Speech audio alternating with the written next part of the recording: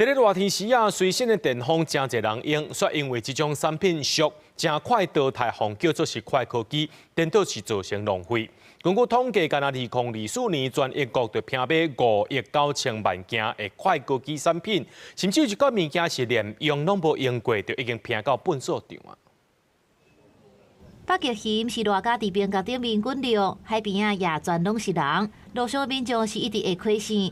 要若即款的天气以后会阁愈食发生，时间也会阁愈长。未来巴黎可能上高温有40度，比利时甲荷兰的气温也会悬甲无正常。要若为着降温，会使看到真侪人手拢提一只细只的电风，价销无贵，一只大约是10英镑，无到台票400块。根据调查，英国一工平均卖出19500台的这种手提的电风。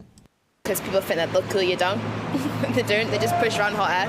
That's pretty cool, but I can't really feel the wind on it. 不过因为真少，真侪人用完就淡掉，而且明年这时阵，佫会推出新型的。佫来就是伊无耐用，也无好维修，这种互人叫做快科技的产品，可能致使一场毋捌有的电子粪扫灾难。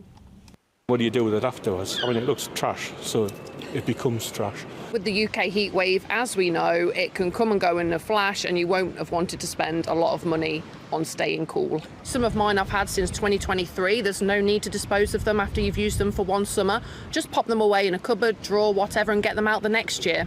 专家讲，这个快科技的电子产品，其实拢有真宝贵的金属材料，亲像铜、金、锂、佮阿鲁米等等，拢会当回收佮再利用。另外，根据调查，英国伫2024年到2025年之间，都等着5.89亿个快科技产品，而且伫2023年，等着数量是4.71亿件，其中有真侪是无用过的红弹条。公司新闻新乐培编译。